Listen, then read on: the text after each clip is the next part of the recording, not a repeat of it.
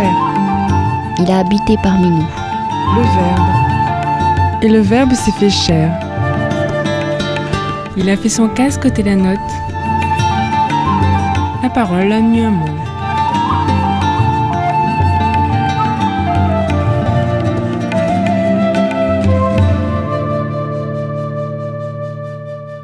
Il n'y a pas de commandement plus grand que cela. Marc, chapitre 12, versets 28b à 34. Alléluia, Alléluia. Notre Sauveur, le Christ Jésus, a détruit la mort. Il a fait resplendir la vie par l'Évangile. Alléluia. Évangile de Jésus-Christ selon saint Marc. En ce temps-là, un scribe s'avança pour demander à Jésus: « Quel est le premier de tous les commandements ?» Jésus lui fit cette réponse: « Voici le premier. Écoute, Israël, le Seigneur notre Dieu est l'unique Seigneur. Tu aimeras le Seigneur ton Dieu de tout ton cœur, de toute ton âme, de tout ton esprit et de toute ta force. Et voici le second.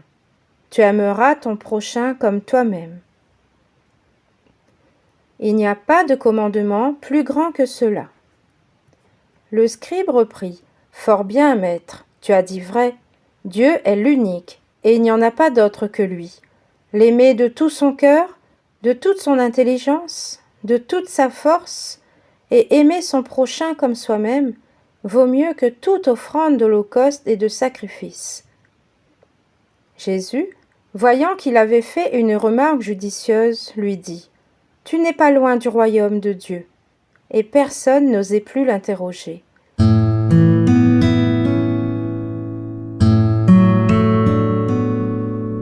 De l'eau et de la lumière,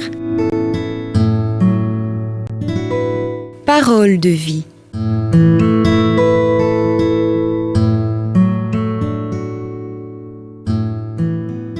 Dans l'évangile du jour, un scribe pose une question à Jésus.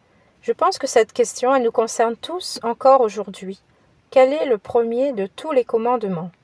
Beaucoup diraient: tu aimeras le Seigneur ton Dieu de tout ton cœur, de toute ton âme, de tout ton esprit et de toute ta force. Moi, je pense que le premier commandement que Dieu nous a dit, c'est « Écoute, Israël, écoute, Sabine, écoute, toi, ma sœur, toi, mon frère qui suis ce commentaire aujourd'hui, car avant d'aimer le Seigneur et son prochain, nous devons nous mettre à l'écoute de la parole de Dieu. » Dans l'Évangile, Romains chapitre 10, verset 17, « Ainsi, la foi vient de ce qu'on entend vient de la parole de Dieu. » Ensuite seulement, on aimera le Seigneur et notre prochain, car on aura pris le temps d'accueillir l'amour de Dieu.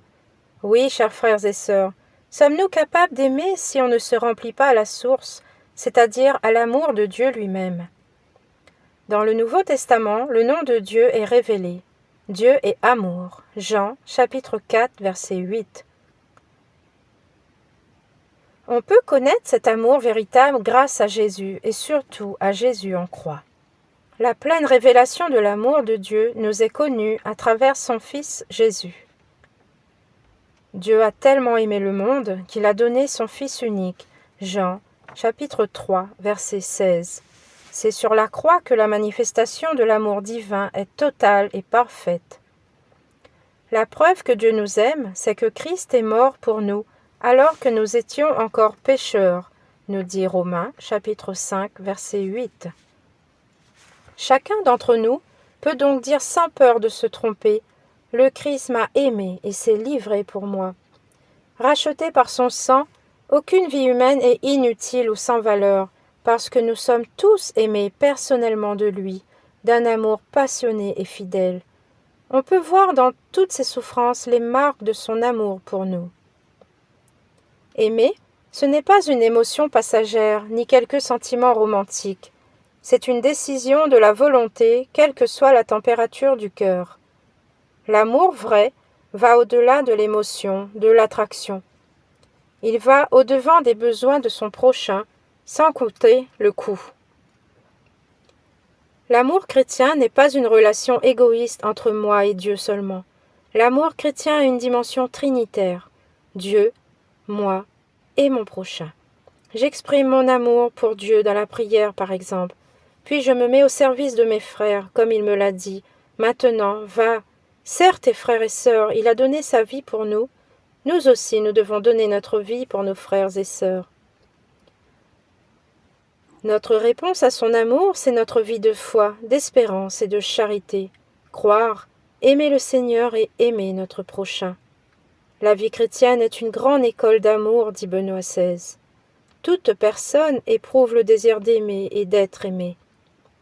Pourtant, qu'il est difficile d'aimer et combien d'erreurs et d'échecs dans l'amour. Certains en viennent même à douter que l'amour soit possible. Ravivons en chacun de nous la confiance dans l'amour véritable, fidèle et fort. Pardonnons à notre prochain comme Jésus pardonne à ses disciples leurs faiblesses, leurs trahisons et leurs limites. Acceptons la personne non pour ce qu'elle est aujourd'hui seulement, mais aussi pour ce qu'elle sera demain. Un amour qui engendre paix et joie. Un amour qui relie les personnes leur permettant de se sentir libres dans le respect mutuel. Jésus nous dit lui-même en Jean chapitre 15, versets 9 à 10 « Comme le Père m'a aimé, je vous ai aussi aimé. Demeurez dans mon amour. Si vous gardez mes commandements, vous demeurerez dans mon amour. De même que j'ai gardé les commandements de mon Père et que je demeure dans son amour. » Je vous propose de prier avec moi. Seigneur, apprenez-nous à aimer. Père unique et très bon qui êtes l'amour parfait, vous chérissez vos fils sans cesse et gratuitement. Vous nous comblez de grâce et par votre Esprit Saint, vous dispensez en nous vos dons généreusement. Oui, nous voulons répondre à votre immense amour, désirant nous unir à vous, divin Sauveur. Soyez notre modèle, restez notre secours, que notre amour exale votre beauté, Seigneur.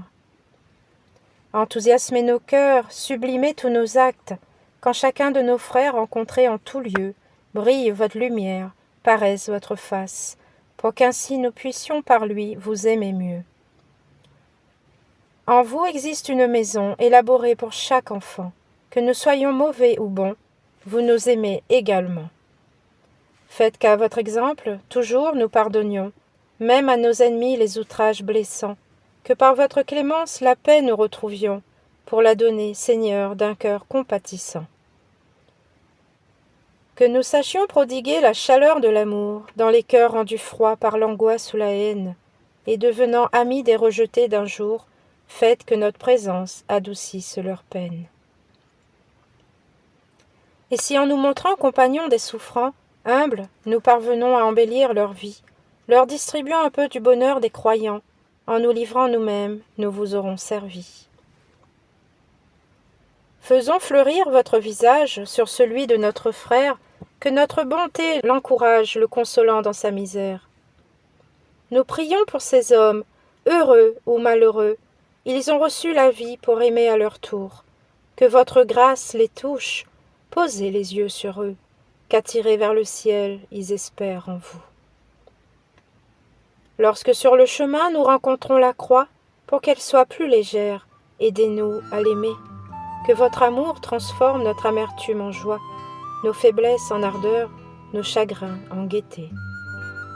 Et pèlerins en marche vers l'amour éternel, lorsque nous serons prêts, proclamant vos louanges, nous quitterons la terre, nos âmes immortelles, vous chanterons sans fin, avec le cœur des anges. Amen.